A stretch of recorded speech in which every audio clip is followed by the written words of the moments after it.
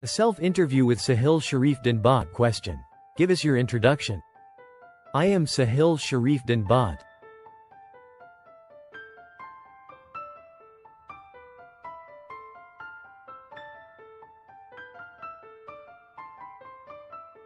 My academic achievements include a post-graduation, PG, in M.Ed. Net, Set, the authorship of a few books and over a decade of teaching experience. I began teaching formally in March 2010. Initially, I considered it a hobby, as I aspired to read lots of books. However, with the passage of time, my hobby turned into my profession. You know, defeating fate is not easy for everyone. Question. How have you found your students over the years? In the beginning, students were more interesting, they were hardworking and respectful. However, since around 2017, the majority of students have shown a declining interest in regular school attendance. They prefer coaching centers or online classes. Their focus is not on acquiring knowledge but merely on securing good grades in exams. They aren't to blame. I guess, the society wants them to do so. But their respect towards their teachers has diminished significantly. That is what I lament on.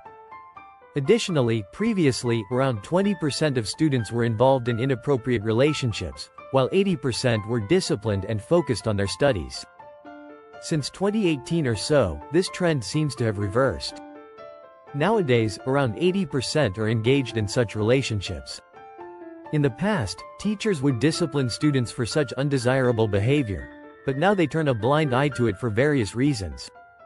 I don't mean to suggest that all ideal students have disappeared abruptly, they are just rare now.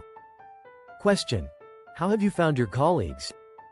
Colleagues remain colleagues, they don't become friends. Our best friends are always our childhood friends. Some colleagues don't even maintain regular communication over time.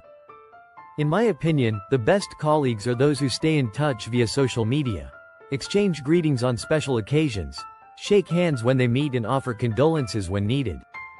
Both good and bad memories are created among colleagues, and it's better to cherish the good ones and forget the bad. I can name about 20 individuals who have been my colleagues and have proven to be good human beings. Neither prosperity nor adversity has embittered their attitude, they remained kind and warm-hearted to this day. I often pray for their health and well-being. Question. How has the invention of Facebook, Instagram, Snapchat, etc., impacted the teacher-student relationship? It has blurred the boundaries between teachers and students. Today, a favorite teacher is someone who likes students' posts or chats with them on social media or is very famous on social media. A teacher who doesn't engage much on these platforms is often considered outdated, boring.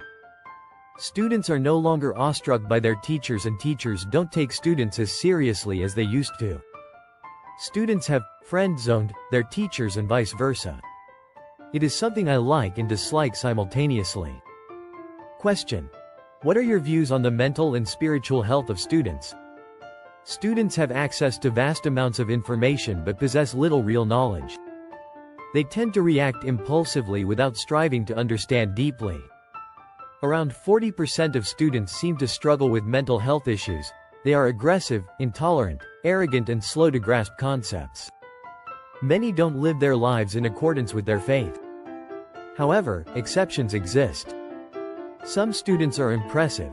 They study with dedication and sincerity, much like traditional students, and teachers genuinely admire them. I can give a long list of brilliant students. I may even write about them in detail in future. Question. What kind of relationship do you have with your students? It depends on the maturity of the student. If a student is mature, I interact with him, her more openly, offering advice as I would to my own siblings. If they are superficial or lack seriousness, what I call chocolate students and ice cream students, I maintain a huge distance and don't engage with them outside the classroom. To be honest, in the past 12 years of my teaching career, I visited the homes of only 4 students, all of whom were male. Syed Faisal from Machama, Tral Bhat Amir from Konabal, Faizan Ahmad from Fresrabal, Pampur Sahil Ganai from Chandara. Pampur. I believe these 4 were mature in both intellect and behavior. Many others have invited me, but I prefer not to visit.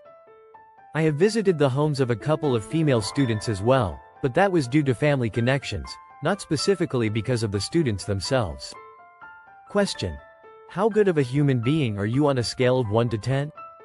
I consider myself an average human being, constantly striving to maintain that balance. However, I tend to swing between extremes. You might find me at a 10 one moment and at a 1 the next.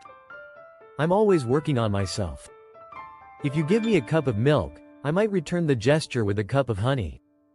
But if you hand me a packet of filth, I might respond with a bucketful in return. There's a burning hell inside me that I continuously strive to extinguish with the wisdom of prophets, philosophers and poets. Question. What is your message for the new generation? They receive countless messages on social media, they don't really need mine. However, I would advise them to take care of their health, careers, faith and family reputation. Don't exhaust all your pleasures in your teenage years. Leave some for adulthood and old age as well. It was a wonderful interview. Let's conclude this self-interview and bid farewell to our viewers.